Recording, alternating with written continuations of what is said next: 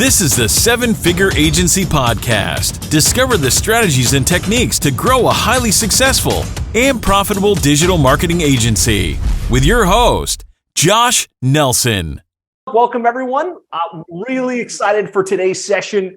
We are joined by Shaun Clark, the founder of HighLevel Software. We're going to be talking about some of the latest things going on with HighLevel, but most specifically, how to leverage the power of AI directly inside HighLevel. And as you guys know, I'm a big fan of HighLevel. I run my entire agency on it, and the snapshots I give to all of you guys as members have become exponentially better and easier because we have HighLevel. We can push it straight into your account. You guys can use our landing pages, our follow-up sequences, and everything in between.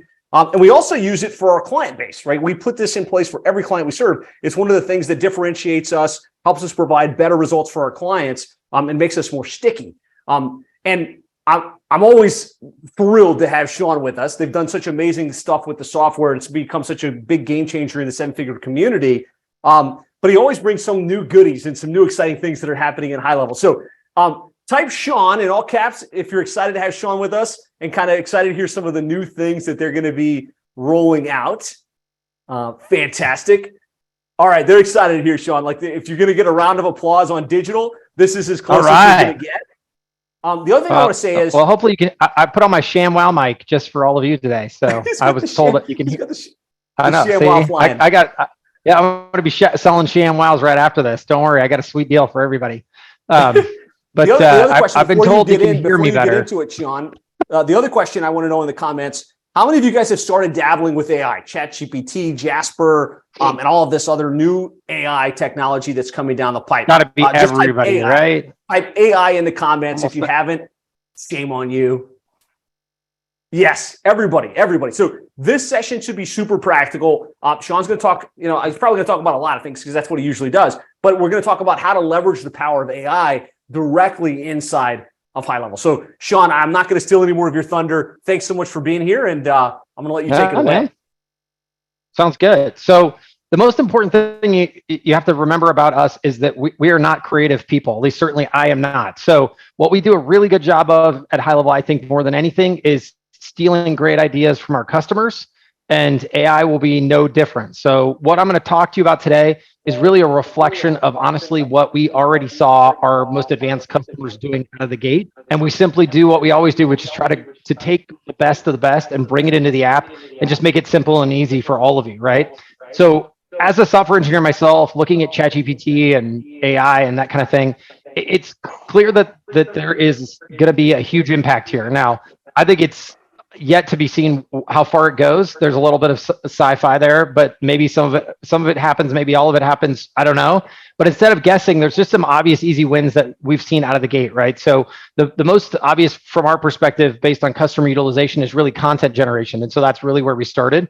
So what we did originally is we started off with AI for social media posting. And I think we launched that about two weeks back.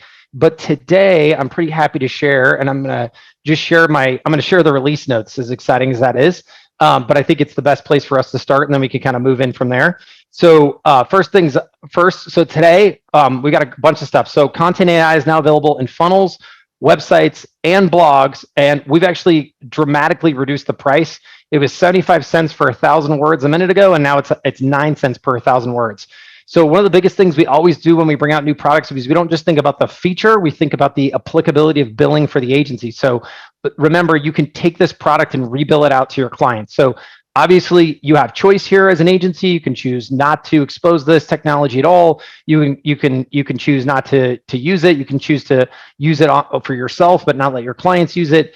You could choose to rebill it or not rebill it. So you have all the options, but if you want to, there you go. And really, our pricing here is a reflection of we've gotten a lot more efficient with our handling of it. We do still have some infrastructure costs that maybe you don't have if you were to use this. Well, you might have it on your own if you use it directly. But I'm pretty excited about that pricing. I think it's a lot closer to market. So, and then on the further rollout here, just to get to that. So we'll also have this in email. And actually, before we jump too far, might as well go to the cool stuff. And then the next piece that'll be coming out early in Q2 is image generation. I don't know if hopefully you can see my screen here, but just the ability to come in, talk about what you want AI to generate, and then being able to use the image generation through AI as well. And then that becomes part of your media library. So you can use that in basically any place you want inside the entire app, and same kind of concept. So really taking that content generation theme and rolling it out kind of across the whole app. So hopefully making sense so far to everybody, I hope. Super cool. Yeah. Cool. We got a wow in the comments for the ShamWow mic. Good. That's exactly. So first things first. So just, we have great help articles about this. The fun thing about this technology, in some senses, it's kind of boring, walks you through how to turn it on, how to rebuild it, all that stuff. But just as a really quick, let's jump in here. Let's pass records. Actually, let's go to like social posting, for example. So the idea here is that if you're in a particular section, we're going to have this robot icon and we're going to call this out as what it is. And then when you click it, what we try to do is design this to be incredibly universal in nature. So it's going to, if it's text, it's going to pop it up. Now it is specific. So actually, hold on, let's go look at this in real time here. So if I roll over to my funnel and I go, all right, I'm going to edit this in a new tab. So what we try to do is make this kind of very specific to different parts of the app. So I'll try to show you some examples here. So if I'm inside a blog post, right, and I come in here and I hit this content AI. So what we're going to want to do is we're going to want to say, okay, what type of content? So is it an outline? Is it an introduction? Is it a section? We didn't want to say write an entire blog for us because we found that that's not very productive. Most of the time, content AI cannot write an entire blog from start to finish in a way where you're going to be really pumped up to have that exact outcome. So we started with these different sections. Whereas when you're jumping into, let's say, into a funnel, you might come in here and you might select this section. And then again, up here in the top, you're going to hit content AI, and you can just literally give it a description because we know we're going segment for segment here. And again, you can drop down additional items, choose writing tones, that kind of thing, choose how many variations you want, all of that stuff. So it tries to really sort of adapt to the section of the app that you're in a little bit, just to make sure that the content that's coming out the other side is something that you're going to really like. And again, this is kind of our stage one, as it were, just to make sure that we get to that place where we've got the obvious wins for the AI stuff in the app. So like I said, that's now live across all those different sections. The only thing that's not live is email and images. And again, that'll come in the next week or two. And then we're right at the end of, and actually I'm going to try to find a visual for you here, but we're right at the end of Q1. And we've already planned this out for Q2, because where we go for Q2 is we're really going to go more into the bot kind of direction. And I'll show you kind of what I'm talking about here. So this is a screenshot of our developers kind of putting this on the back end as kind of like an alpha test to see how well it would work. So it's kind of hard to follow, but if you look at the top section here, this is really about saying, hey, listen, we want to create a bot that is going to be booking for a medical detox center. It talks about here's kind of the context for the bot. And then our goal here is an appointment booking. And then you can sort of see down below in this red box, this is actually the conversation that they had with the bot after giving it this context. And we were pretty impressed with the results. And I like that they try to throw curveballs like, I'm done with rehab, talk to me about Elvis Presley. And you can see the bot does a decent job of kind of trying to deflect. But this kind of idea will be baked into the app, and you'll actually be able to train the bot and give it context so that you can actually start to use this across all kinds of different channels throughout HighLevel. So this would be for like the two-way text message and or the two-way chat on the site. Instead of you having to man it, the bot can start to be trained to have intelligent conversations and guide them down the path. Yeah, absolutely. And I will share this with you. So one of our biggest channels for our business is right here. We get hundreds and hundreds of inbound requests every day, but when we really sit back and look at those requests, the vast majority of them are the same questions over and over and over again. And so one of our first applications for us will be this channel here. And we're excited about it because we have this huge team here now that actually does all this manually. And we're excited because those people can actually be now repositioned to actually do more useful things like call outbound, get on actual Zoom calls with people, really engage with people at a more fundamental human level, and instead of sort of just being paid to answer the same questions over and over again like they are right now. But we really see this as nurture 2.0 in some sense, where, before, I would always tell people, look, let's say you're working with plumbers and someone writes in and, or engages, and it could be, by the way, off an ad, right? So any kind of way you get into nurture, but let's just say you fill out an ad and it says, get a free estimate. And before it was easy, we would text out and say, hey, would you like to book a free estimate? And the person would say, sure, sounds good. And we knew that was positive. But then every so often someone would throw a curveball, right? Someone would say, well, wait, how much does this cost? Or do you serve my area, or this or that? And they would ask a really simple question, but we didn't try to be smart back then. We just sort of throttled down to the human, because we knew that if the human said, oh yes, we do serve, the Pittsburgh area, then you sort of followed up with that question, hey, are you ready to book now? The person would just sort of roll through that. Well, now what's super exciting with OpenAI and these AI engines is they've evolved enough that we think that we can sort of seamlessly do that without any human interaction. And I think this obviously will not be 100% of the time, but I think we're going to move from, like a 60 or 70% booking to more like like an 80, 90, maybe 95% booking. So I think we'll see some dramatic increases in the overall sort of quality level here from a marketing perspective. That's huge. Amazing. And this will be live in the first half of Q2. First half Q2. Yeah, a couple people are like, how soon are we going to get our hands on that? So what? Just out of curiosity, what's the underlying? Is it OpenAI? Is it ChatGPT? Yeah. Is it? Yeah. So OpenAI has GPT. So GPT-4, GPT-3, ChatGPT, right? I think I got that right. And there's a lot of interesting parts about this, like GPT-4 just came out, and if you look, the training model is much larger, but in some use cases, you'll actually find that ChatGPT-3 actually creates better results. And ChatGPT-4 also costs a lot more. And so what we're working with behind the scenes is, where does it make sense to use which model? And how do we price it in a way that sort of deals with that issue? I think our biggest win, though, here from a marketing perspective is, if you look at most of the other tools in the market, they're very monthly fee centric. And I had an opportunity to chat with one of them recently. I was at Social Media World. And what they were saying is, a lot of people will come on, use this for a project, and then cancel their subscription, and so they're having a lot of churn on the lower plans. And so what we're excited about is, you can use this exactly, I think, the way you really want to use it, which is you come in, you literally are generating the content that you want to generate, and you're paying in the moment, and then it's gone. You don't pay anymore on an ongoing basis. So I think that should reflect the use case here better than what I've seen from other providers. Yeah, I agree. I think that 100%. You wind up with this monthly fee for something that you use on and off, and then you're like, oh man, I'm stuck with it. Sebastian says, I like the pay-as-you-go model. Noir says, me too. So super cool. I can't imagine anyone's going to say I hate that model, but I think what's important about it is, I think it reflects the way people actually live their lives, right?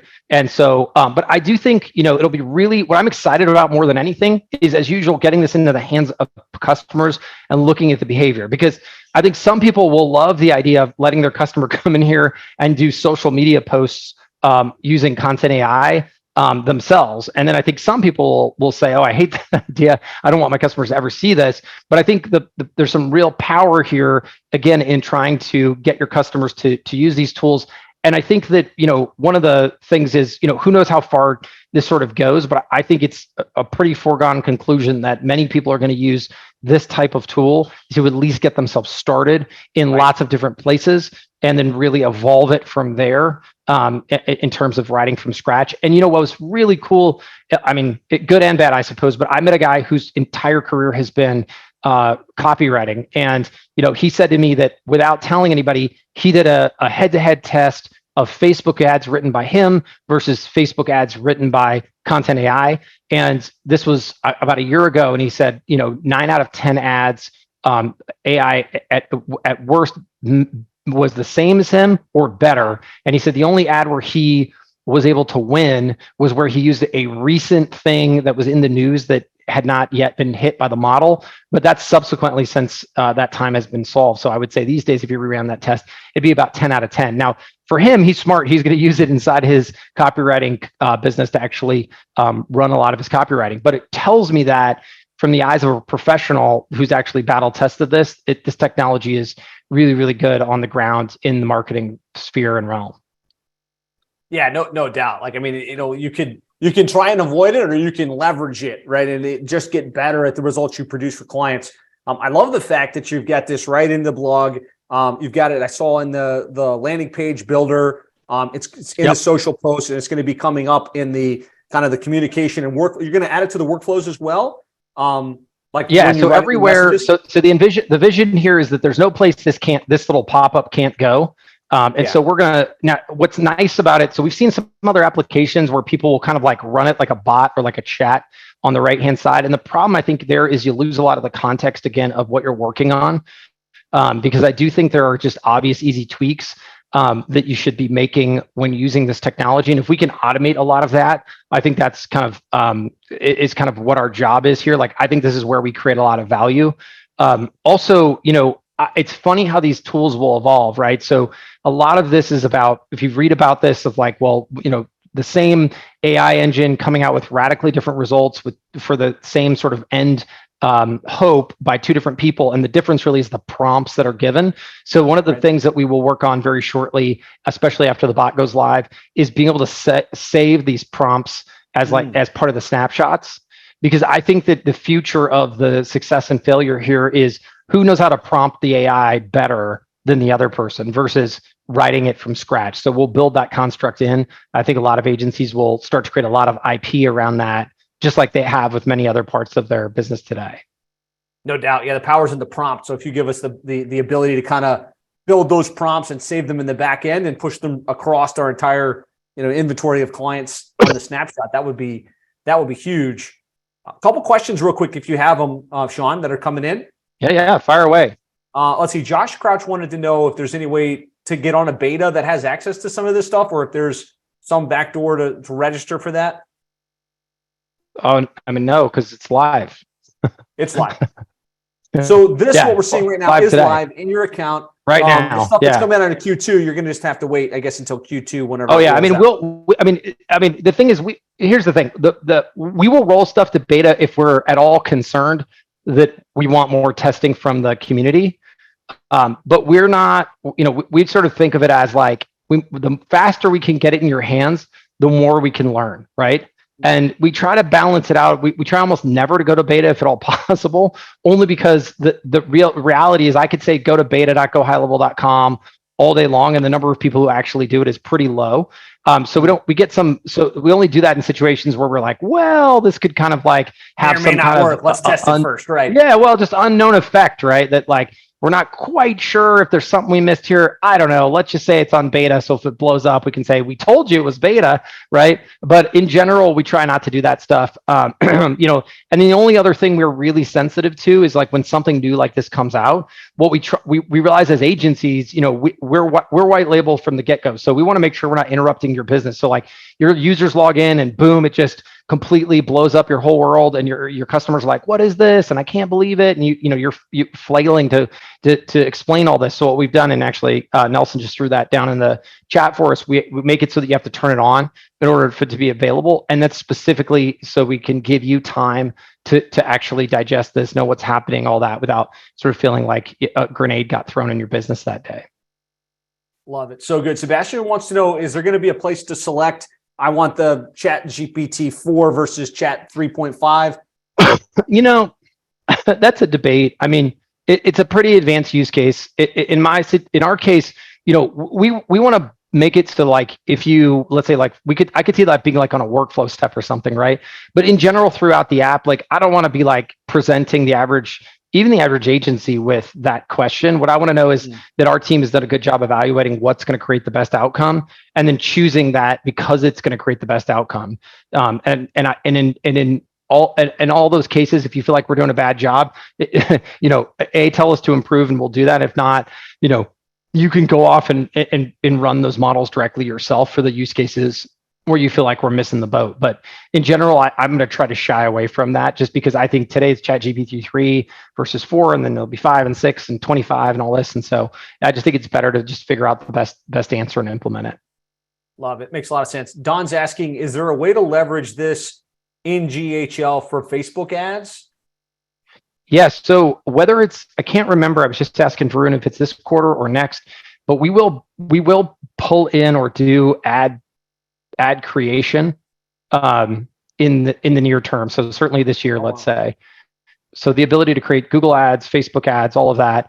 And really, we were kind of waiting for this content AI stuff to come out, because we feel like, again, we want to watch behavior, but this feels like the Betty Crocker moment, where it's like, now everyone can say, oh, well, I made the brownies, right? It's like, I feel like a lot of people like this sort of methodology, because it's sort of halfway in between a done for you template and a just blank canvas. You can kind of get yourself going with this and then put your spin on it. And then you can feel like, I wrote the blog, or I created the ad, and you did sort of with the help of the AI. And I think a lot of people will find that to be like a really happy medium. And so now that we have that as a starting block, really adding in the Facebook ads purchasing as well as Google ads purchasing, I think will be, and then eventually TikTok and some other things, although we'll have to see if TikTok gets banned or not. But it sticks around, yes, right? We will add all that in. Yeah, for sure.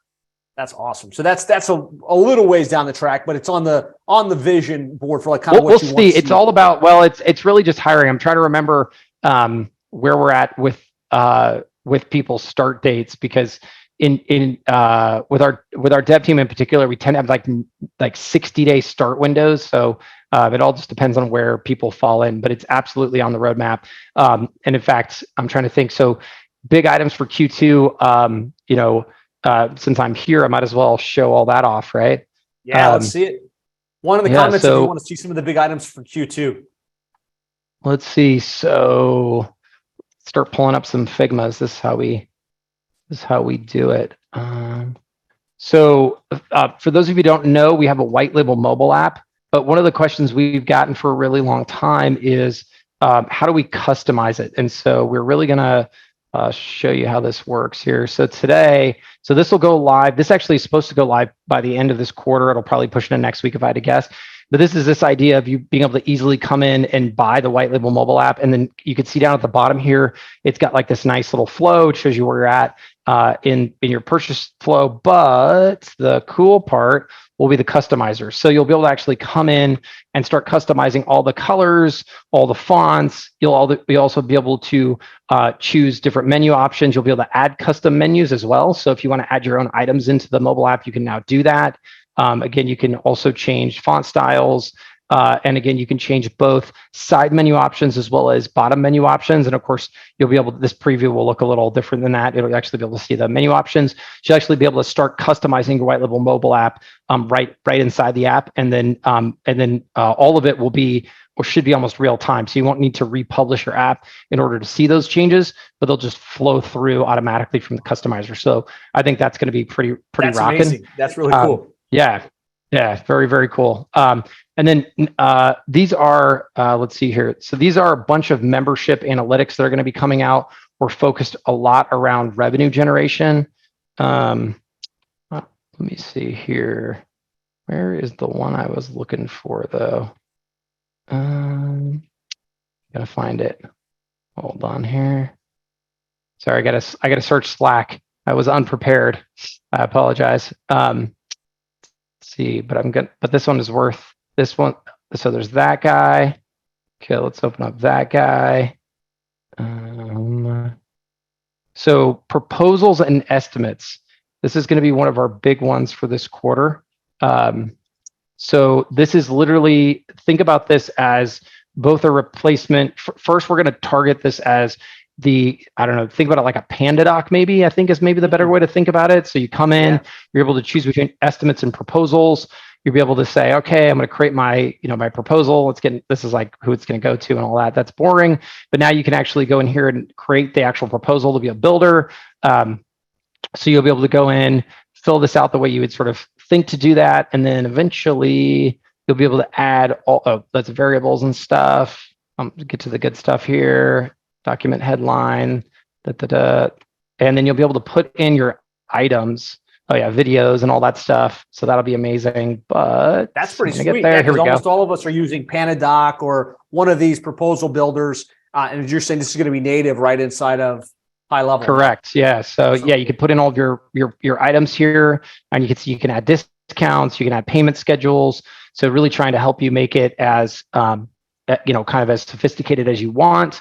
And then also being able to break this out sort of as its own element here. So think about this screen right here as being kind of the estimates. You'll also be able to break this out and create more of a simplistic estimate, which is like really designed for a service business, as it were.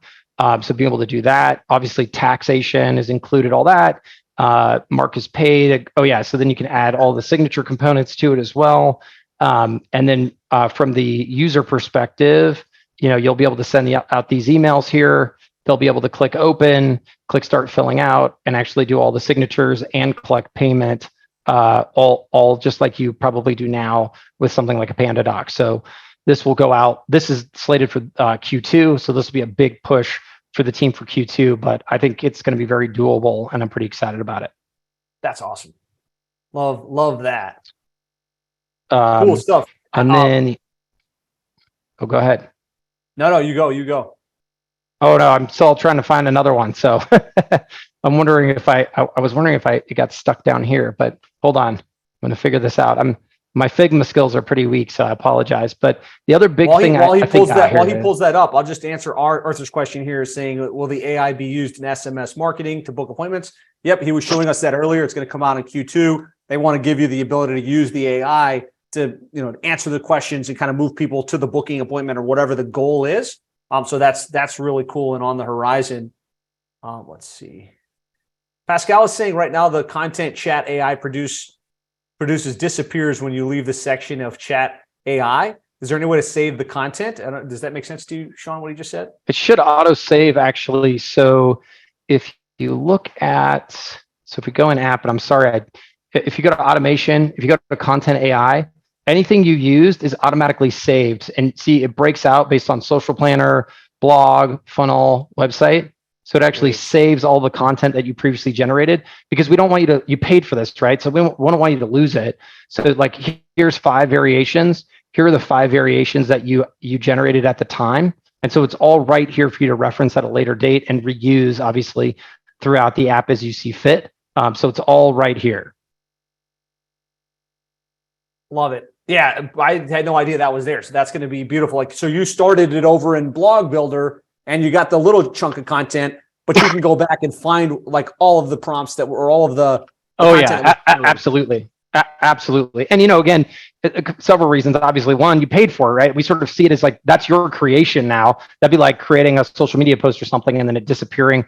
So that doesn't make sense. And then as you charge your clients, and they're saying, well, why did you charge me X amount of money? You can come in here and literally see, what was charged for, why it was charged, all that stuff. And you can bring it all the way back to the transaction ID. So you can glue it all the way down to the, whatever, 75 cents or 80 cents or 8 cents or whatever that got charged. Love it. Taylor's saying, is that app just for our agency, or is there a way to build and sell a custom app to each customer? Let's see. So I guess today it's just the white label mobile app for HighLevel. As far as so we're kind of already stepping a little in that direction with the PWA stuff. My only sort of beef on this, and I don't have the right answer, but I'd love to debate it, is I got on the phone with these guys, Flutterflow, and they have like a full-on drag and drop, build your own app kind of thing that they're going to do an integration with us. And the only reason I bring it up is I'm curious how many people have actually gone through and done this and found that they could create this like really good result that was sustainable and scalable. Because for me, the way I sort of think about it is like, let's just go back real quick to the estimates, which will be these guys. So like this will be in mobile this quarter. So like thinking through all the different features that we might want for our different clients, be it memberships or estimates, payments, contact stuff, like opportunities, all that, like the feature set there, how much more of that do you need, and how much of that can you provide your client as a standalone app. We haven't gotten there yet, but it'll be really interesting to hear kind of what this group would love to see, because I think that would give us a lot of direction on kind of where we would go with that. Because today we've really focused on making these clients sticky for you, but I could see a world where you're selling them mobile apps to try to help make stickiness for their customers as well. Gabriel was asking the proposal builder where you have the signature. Yeah. He's saying, can the proposal be like DocuSign and actually capture the exactly exactly like DocuSign? So there's a standard now. So it used to be that, and I still think to some extent this is true. I would talk to attorneys at big law firms, and they'd say those those DocuSign things are kind of a joke because they've never even been litigated, right? So you could be like, well, that wasn't me, I didn't sign it. But there's but I think we've moved towards a little bit more firm direction, because there's a standard now of all the different data points that you need to collect, and we'll be collecting all of those data points with the signature, just like a DocuSign does. So it should be right there on par with the DocuSign. Amazing. Yeah, I think to piggyback on that, Herman's asking, I run an arcade that books parties with add-ons. I was told it won't work in HighLevel right now. Will appointments be improved soon to allow that? Well, we have some pretty substantial, what am I doing here? Upgrades to the calendar out this quarter, which should drop this week. So you'll have to be a little more specific on exactly what in fact, actually, hold on, let me do this. Speak with, I think Abhishek has one. Abhishek. I got to learn how to spell his name, actually, is my problem. Hold on. But I'll put you on the phone with him, but I would be shocked to find we can't support you today with whatever is already scheduled to come out by the end of the quarter. So let me just see if I can. Abhishek. Yeah, okay. Yeah, so I'll have to get his calendar link. But anyways, the calendar team has a bunch coming out. And so I'll hook you up with him. And can you drop your email actually in the chat, and I will connect you together. Yeah, Herman, we'll make sure you get connected on that. More than a couple comments about the number of tabs that you have running, creating anxiety for the group. How do you deal with all those tabs? I mean, it's really just about not leaving anything behind. And I think it's just like stuff I want to eventually get back to, and if I don't leave them up there, I'll forget. Leave no tab behind. But I guess that's just my mind. Now this right here on my screen is particularly exciting. This is actually the beta of this is going to come out in the first couple of weeks of April, so that's right around the corner. Has anybody heard of communities? Do you know when I say the word community? Do you know what I'm talking about? Like a place where you can put all your people together where they can comment. Yeah, like a circle.so, I think it is. Circle, and another one. Exactly. There we go. So we'll be launching our own version of communities in the second week of April. So this has actually been very well thought through. It's already in production. It's already got a bunch of screens built and everything else. So this is really like the design of this. I know nothing about communities. I get the idea, but other than that, that's all I got. But as I've been told, this doesn't look half bad. So it'll be part of the memberships area, and so you'll be able to literally add people to this and start using it like you would any other community. That's awesome. A couple of people saying that's exactly what they want for their clients. How do you want to their client needs that much?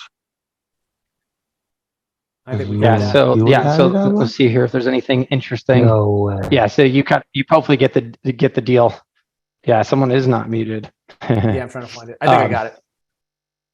Perfect. So then this actually will be the other big drop for Q2, along with the estimates and the proposals. So these will be our bigger items, I think, for the quarter that I think will create a lot of value for this community and really all of our customers. So good. How about a boom in the comments if there's some things on here that you're excited about rolling out in the future here? Lots of booms. Shaun, do we have time for some questions from the group? Yeah, this is great. Fire away. I gave you all I got. That was awesome. I'm really excited about a lot of this stuff. Practically speaking, as it relates to the original topic, which is leveraging AI inside of HighLevel, Like, what do you think Yeah. the best way for an agency to position this as a value add for their SaaS and or their agency is in the immediate term? And then Nick, I see you've got a question. We'll come to you first. Yeah. So, I mean, if it were me, I think that this is the topic of the moment. And I think, frankly speaking, it's going to be the way that this is done on a go forward basis. And so I think the sooner you get these tools into the hands of your clients, the better. They all know about them. They've heard about them. Some of them probably are using them, right? So why not bring them in context of things that are really useful, things that need to get done, things that they were going to do anyways. And now why don't you create a revenue opportunity for yourself out of it? Excuse me. And also, again, bring it into the context of things that you can control, right? So you can see what your clients are doing, right? How much AI is my client using and what in the world are they using them for? And then here's where you can create this is where SaaS, I think, starts to really shine, where as the agency, you're coming in and maybe coaching me like, hey, Shaun, I noticed that you did this or that on your social planner or your blog. I think you could do a little better job. Let me help you with that. Let me give you some coaching on that kind of thing, but not saying I'm going to do that for you, right? So I think this is kind of another great opportunity to enhance the root value, because now you're saying, hey, all that, AI stuff that you've been hearing about in the news or out in the world, guess what? I've got it in our platform here. It's ready for you to use today. Go crazy. And then you can control what they're doing. You can even bring this into your coaching. You can bring up, examples of what you think are goods and bads, and really teach people how to use it effectively in their business, right? Because I think the most important thing I've learned about AI is it's just a tool. And it's really, again, about the marketer's expertise creating the value at the end of the day. This is no different to me than any other software feature. It's how you use it that matters, not it being there that matters. I love that. I think it's 100% on point, right? Use it right away because you can leverage it and make things easier inside the platform. Leverage it in your conversations, right? Everybody wants to feel like they're dealing with the company on the cutting edge, and this is the hot topic. Create content about this, create videos about it, say that you've got it built into your strategy and the SaaS that you've got available, and you'll be able to take advantage of that in both ways. Let's go to Nick Parker. I'm going to bring you up on the screen. Nick, go ahead. Hey, Shaun, awesome stuff, man. I really love everything you're doing. We're going to be using a lot of this, and I can't wait. Awesome. So, yeah, the question is, we have a lot of clients that have multiple locations. So we serve the big box gym community. So they'll have like 5, 10 locations, 15 locations.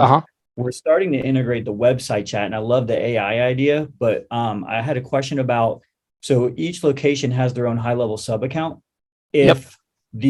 Is there a way to have that on the main landing page of their company site and then be able to filter them and get them to the right location so that conversation lands in the right sub account? Well, really, it's about popping the right chat widget.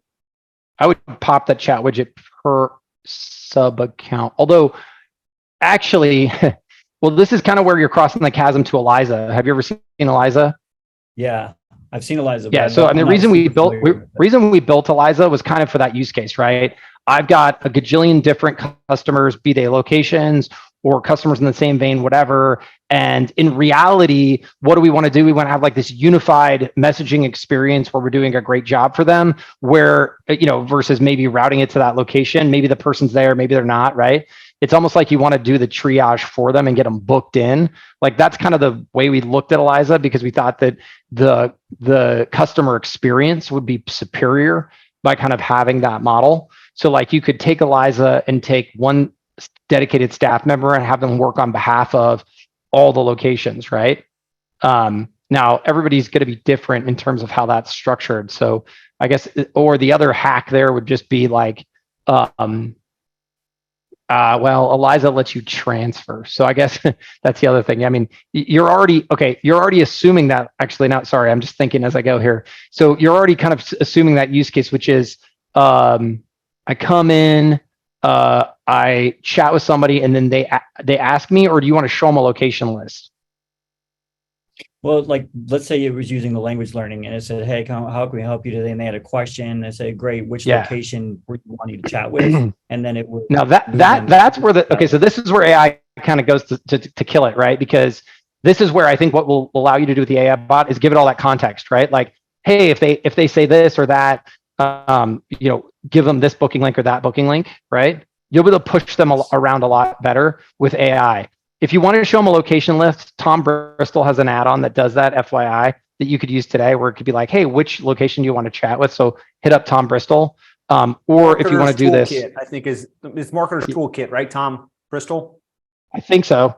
I just know Tom. Forget what he calls it, but probably. But so there's a lot of different ways to go at this, or you could just have somebody upfront triaging it in Eliza today. So, but the AI bot is a big focus of Q2.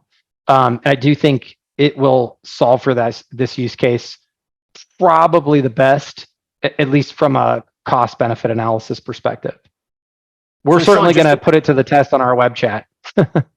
It'll get some use there, I'm sure. I can't wait. To piggyback on the question, Eddie's asking, can somebody show us how you would train the AI bot to answer the questions? Like, where do you feed that context? Yeah. So Eddie, you'll have to excuse me because I've only got this terrible screenshot, but just imagine that on the back end, there are a bunch of open boxes where you can sort of subsequently add additional information, but everything up here is training, right? Like it's like servicing the greater Tampa area, River Oaks fully understands that each of our patients has individual needs, right? Like, and there's actually I did a webinar recently with a guy who did this in the legal space. And this is where like I'm clearly not an expert, but we have a whole team behind this, and there's lots of people in the group already doing this. But essentially, imagine what you're really doing is just feeding it information like this paragraph here. And this is the training that was given in this very specific situation to achieve the chat below. So whether it's a big open, so here's what everybody doesn't quite realize on this stuff. So if we go look at like OpenAI pricing, right? So there's this big, you can give OpenAI a big old block of text up front, or you can actually train it. And the training sounds super cool until you actually go and look at the pricing for it. Yeah, here it is. It becomes like insanely expensive.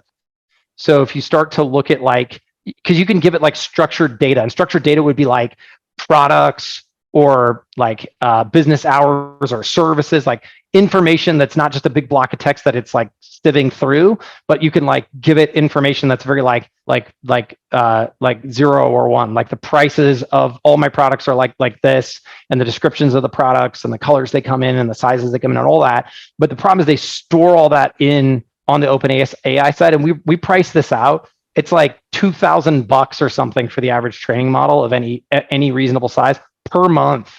So it becomes like this really expensive sort of thing. So what we're working on is, instead of doing it that way, doing it this way, where you can sort of launch the bot every time with this sort of smaller contextual block of text that it then uses for that chat. And we're finding for the marketing use case, for most people, like 98% of people, this will crush it, because it's just about getting somebody to take action. It's less about trying to get somebody to kind of some perfect endpoint, if that makes sense. Now, some people, it'll be worth it. Like, I guess if I have a Shopify store of some large size, like we'll all want to, like, our favorite retailer will want to be like, hey, do you have that in blue and in a large? Like, you'll want to know, and you'll want the AI trained to do it. But I mean, those people will be paying, like $10,000 a month to have their training data sit there. If you look at the articles actually on OpenAI's pricing, what you'll actually read is they've underpriced it pretty significantly. And so it's a lot more expensive than advertised. That's good context. Hopefully it gives you more context. That makes a lot of sense. That's awesome. Nabil's just asking, if I'm not mistaken, AI is mainly used now for content generation. It won't be able to create like custom funnels based on our unique campaigns. No. Well, this is where okay. So this is the fun part about this, though, right? So I've seen that, like, the image generation. If you've played with the image generation, I mean, so far, anyways, like the ones that I can play with and the ones that look like legit, that can be done in real time, I would say the images are like, that's usable. That's kind of would be my description of them. But it's like, where does it go from here, right? Because we've all seen some really slick demos, right? Like the one that stays with me is like, I saw a movie clip where, I don't know, it's some like B-roll movie, and some woman's up, like they're trapped on a water tower or something, and she's like like, how the heck are we going to get off this effing tower, right? And then they like go PG-13 version, and it's like, we're going to get off this freaking tower. And then it's like Spanish, and it's like seamless, right? Each time they replay the clip, and you never know that she didn't speak those words. And so it's like, wow, that's amazing, right? But I don't think you can point and click do that yet. So that's the interesting question, is how quickly does this stuff become accessible?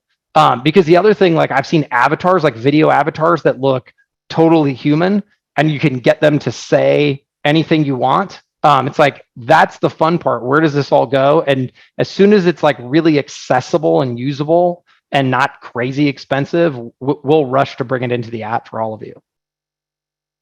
Love it. Super good. There was a question here by Alex Miranda. It looks like it was already addressed. Something about showing different calendars after they book, and you said it's almost there. Yeah, and that's actually that's a really cool use case. So just for everybody else who wants to know, that's kind of the combined booking use case. So it's like, hey, you want to book a meeting with Josh and I at the same time. So we both need to show up to talk to you.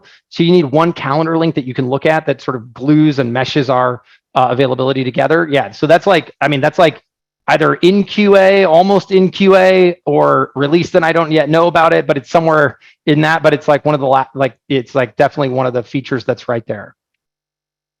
Alex, is that the question? Is that what you were looking for?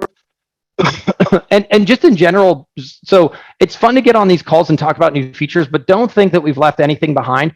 Every feature we've ever built has a gajillion. In fact, I'm in road mapping discussions with the product management team. We have like 15 product managers now. Their entire job is to take their specific part of the app and advance it. So we have dedicated product managers and dedicated dev team for every piece of the app. So there's not a single thing. You could ask me any part of the app. There's nothing we're not doing something with. And the way we've really modeled this is like, we have a head of product management. He has a really good philosophy. He's like, what are the 2 hero features you're going to do this quarter? And the hero features to us are, what are the 2 items from the ideas list that are really going to make an impact that people have voted for that we're going to do? And then what are the 20 other little things that either people have asked for or haven't asked for, but we know we need to do them, kind of thing, that, may not be super like sexy and exciting in the release notes. And, I can go as crazy as I want in a video, and it's not going to get you pumped, but you want it anyways. It's useful. It's going to help your clients, kind of thing. So we have not stopped in any regard on any of the stuff that we're working on, but I just love these calls because it's fun, because I get to share all the cool, new, exciting stuff. All the sexy new stuff coming out, but the fundamentals are also super strong. Absolutely. Yeah. Because we definitely see calendars is something we're working a ton on, because we want to make sure that all of you are able to, like the arcade thing, for example, we want to make sure all of those use cases are handled. Awesome. I've just spotlighted James King's Basket. He's got a question mindset wise on AI and explaining it to prospects. James, if you just ask the question audibly, I think that would be best. Sure. Shaun, awesome to see what you've created from the software. I've known each other for many years. Shaun onboarded me with the software. That's how long ago it was. So it's always cool. Nice. So congrats on all the success with the software. So I'm always wouldn't be here without you, man. I appreciate you, man. I always make the joke that I have your cell phone number, and if I ever call it, it gets my support tickets answered faster. I'm just kidding. All right, there you go. Don't give it out. I got you, man. I'm always open to being challenged on my thought process. So this is one of those things where the scarcity mindset with AI. I think about random VAs, stuff like that. A lot of what we're doing is more high level stuff at this point. When I say high level thinking with high level software, that's what we're doing. But I think about the small tasks that other VAs or other people in the marketing world might do. And I guess how challenging my thinking, and I know you're extremely intelligent with, moving forward stuff. How would those people better use AI instead of the scarcity mindset that it could take away from their jobs or take away from other marketers and what they do? Well, the way I sort of think about, I think about this on my own team, right? So like, I actually asked the woman who manages the web chat team, I said, listen, what percentage of the questions you get every single day we already have SMS templates in HighLevel, right? And I said, what percentage of the time are you just using those templates? And she said, well, like 95 to 98% of the time. So I could be like, wow, that's great. I can fire all those people and save a lot of money. But in reality, I don't see that as happening. We're not going to lose anybody. What we're really going to do is we're going to just say, oh, you know what I think is irreplaceable? I think, and I remember this because I used to do it. When you sign up for a free trial, I used to call people, hey, I saw you just sign up for a free trial. This is Shaun for HighLevel. And people were like, holy crap, what is going on? I'd have people hang up on me and stuff because they'd freak out. But most people would be like, oh, this is amazing. No one does this, right? That's what I'm going to pay those people to do, because I know that that's where they're best utilized. I think it's super simple. Like I saw this, gosh, I'm trying to remember what Netflix documentary this was, but I remember some dude, he came to the US and he saw that like all of our toll stops have humans in them. And he was from some like Nordic country, like Denmark or something. And they don't have any people in any of the tolls. And it's just because they have such a low population in comparison. They just could never imagine a world where they had enough people to like stick someone in a toll thing, right? And he found it just crazy that we would do such a thing. But in reality, it just is a job no one should do because it's not needed for a human being to do it. And so in reality, you should be like, oh, that's amazing because you took brain power and you shifted it to something that's just way more freaking important and useful than going off and sitting in a toll booth and being like, here's your change, here's your receipt. It's like, and you know what those people are doing? They're huffing fumes all day. Their cancer rates have to be through the roof. And so why do that? Same thing here. I think it's a similar construct. It's, hey, this is a tool that should allow you, instead of doing 10 things a day, to doing 100 things a day. So you're either just doing a heck of a lot more of what you were already doing, or you're doing something else that probably, quite frankly, is more worth your time anyways. So I honestly think this will supercharge things. And it's funny because it's like a tool, right? I think it's like the difference between a handsaw and a chainsaw. It's like the chainsaw didn't really put a lot of lumberjacks out of business. If anything, they just cut down a crap ton more trees. Now I'm from Oregon, where we stopped all that craziness at some point because it was destroying the world. But the point being, this is virtual. There's no spotted owls to kill. So at the end of the day, it's like no one's losing here, in my opinion. I think this just makes us all move a lot faster. Absolutely, man. I think there's only been a few companies that have called me when I signed up for a free trial, you being one of them. I think it was you yourself personally. And then there you go. Your competition, I guess you'd call it, was the only other company that had called me. And that's cool. I didn't even know they did that. Good for them. They stopped doing it. But if you guys they wrote a very nice comparison of us recently. I had a lot of respect for it. The nicest comparison I'd ever seen of HighLevel versus anything. They even say there's a sentence in there blew my mind. It said, if you're a digital agency, we recommend you use HighLevel. I was like, what are they doing? But it just shows they're good sports. Yeah, reminds me of the one of the books I read that, it's what you can say about your competitions is a lot about you. Also, absolutely. I hope the AI can transcribe you because you're on turbo mode as always. I love it. I'm getting over a cold, so don't worry, I'll speed up again. Absolutely. Appreciate the response, man. And thanks, Josh. Good stuff, man. Good question. Let's see. See you, Shaun, I know you usually have hard stops. How are we doing on time? Oh, I don't know. We're looking good now. 155. You got about 5 minutes? You got me at least for another 5-10 minutes. Yeah. All right, sweet. All right, so Ruslan wants to know who the best person to talk with for Eliza is. Is there like a department? Is there a link? Yeah, who should you talk to? Oh, let's make Robin do the work. He doesn't do enough work anyways. He's kind of lazy. There you go. Talk to Robin. There we go. I'm just kidding. Robin actually does way more work than I do, but he's just smarter than I am. So that's what happens when you're smarter. Okay, so Don wants to know and if I missed one of your questions, I apologize. I'm just trying to scan through and find ones that I think we can address. If there's any updates on reporting, any innovation. Oh, heck yeah. So, yes. Thanks, Don. You're such a great guy. Just helping me remember. So there's a cool new report coming out. Oh, yeah. I think I sent it to Don, which is probably why he's reminding me.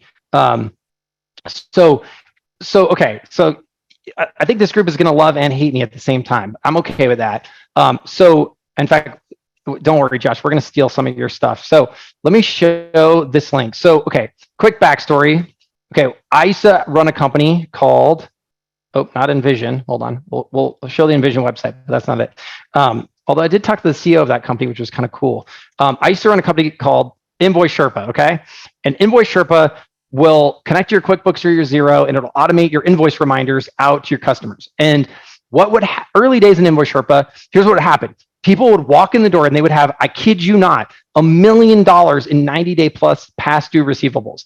And I would and they would hit this big green button to go. And I would automatically like texting and emailing people randomly and on that list who owed the money. And I'd say, you owe me, Mr. Lawyer, Mr. Dentist, Mr. Whatever, $5,000 here, $10,000 here, click this link to pay this bill. And I kid you not, literally within a first week, like $100,000 would just flow magically in through the door off the simple fact that I would remind people. It was an awesome business. And then something crazy started to happen. I would get $100,000 would come in. I would be charging that person a whole $19 a month, and they would call and they would cancel Invoice Sherpa. And I just couldn't stand it. So I'd get on the phone and I'd be like, what's wrong with you, you moron? I just collected $100,000 for you and you still have $900,000 outstanding. Like, are you a moron or what? And they're like, really? I had no idea. And I was like, and it dawned on me. They don't have any idea because they don't have any visibility. So I created this thing called the weekly success report where I would send them an email that would say, hey, listen, I collected $100,000 for you. And I kid you not, churn just disappeared overnight. Like no one ever quit after that because they were like, of course I'm going to keep this guy because if nothing else for his $19 a month, he saves me the labor hours of calling all these idiots to remind them they owe me money. Okay, so why did I tell you that story? I told you that story because I want to bring that same concept to the agency. And so to Don's, wrong little thingy here. Let me grab my hand icon. So what we're going to be doing is obviously we have this awesome sub-account reporting. We've been rolling this out. It gives you a lot of information on utilization and everything else. So this is a big update to the reporting that if you haven't seen is coming. But as importantly, we are rolling out the ability to schedule a report that goes out. And what you can do is you can come in here and you can select all of the dashboards and the stats that you want to go out and not go out. And then what will happen is you can schedule when you want them to go out and who you want them to go out to. And then boom, boom, boom, boom, boom. They're going to get this really cool looking email that tells them exactly all of the things that you folks have been doing for them that really is driving a great deal of value. Now what Don already pointed out to me, don't worry, I get it, is there's lots of customizations folks will want to make here, things they want to show, not show, this, that, or the other thing. We'll all want to steal Josh's ROI calculation. Don't worry, we'll do that. All of that is going to happen, so don't freak out. But this is definitely going to be version 1. This goes out this week, actually. And so I really, truly think this has a tremendous amount of value for your agency. And and again, our viewpoint on this and our kind of opinion is we really do want to focus on things that we think drive a lot of value. There are already some things here that have changed. Like I've already told the manager no one gives a crap about users, and don't call this contacts, call it leads, things like that. There's some small tweaks that have already been made because we think of it as a SaaS retention metric tool almost more than anything. It's funny. I tell this story all the time. I'll tell it here, and I probably have told it here before, but I always tell it. One of the greatest things that changed my life when it came to this business is sitting down for dinner with Josh Nelson for the first time ever meeting in person in San Diego, and just really being like, wow, I've met like one of the biggest, baddest agency owners on the planet Earth. And I was like, I can't wait to learn so much from this guy. And I remember saying, hey, Josh, what is your biggest challenge? And he said, churn. And I damn near fell out of my chair, seriously, because I was like, holy crap. If churn is the biggest challenge for this just absolute titan of this industry, how could any of us hope to do any better? And so it really helped me focus and learn that, gosh, it's not just about having all the services, because it was great because I said, how is that possible? And he said, I have competitors too.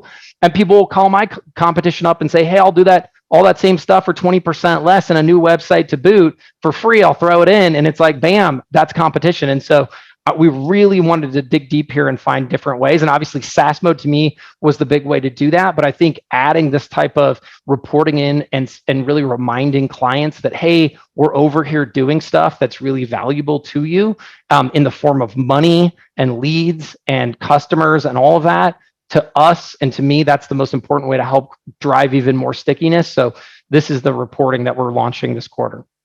This is epic. Talk about burying the lead here with the agency group. Like, this is what we all want to see, is like, can we really easily show the results, and then have it automatically sent. This is huge, and lots of comments coming in on this. So I think you ended Sebastian's the session question. with Yeah. So Sebastian's question is a great one. It's funny and ironic because in a perfect world, I would turn this on in a hot minute without asking any of your permission. But some of you would murder me, and so yes, you will have to enable it to go out to your clients because we don't want you again to be taken by surprise. And again, you can customize it. You can choose what to send, when to send, and how to send. We may do something sneaky like auto schedule it for new sub accounts, something like that on a go forward basis, and you can disable it. I'm a big fan of turn stuff off, not turn stuff on, particularly if we feel like it's having a massive impact on the people using it, but we'll make those decisions later. But for now, we'll put it in, let you turn it on, let you schedule it, all that stuff. So we're going to get there, James. Don't you worry, man. That's automatically deposit estimates and proposals. So yeah, that was a great question. Great stuff. I think that's a great question. End of this quarter. Yeah, so good. So many good things coming out. Thanks so much for sharing with us the new things, what's happening with automation. Guys, how about some threes in the comments as a round of applause for Shaun, not just for what you've shared here today, but for always going above and beyond for providing a world-class experience. Really excited to see you again in Dallas, I guess, for the HighLevel Summit. Heck yeah. It's going to be great. And then also we'll have we'll have SaaSpreneur events as well. Very cool. Awesome. Well, Shaun, awesome. Thanks everybody. Thanks so much for your time. It was great to be here. Thanks for being on here. Bye for now.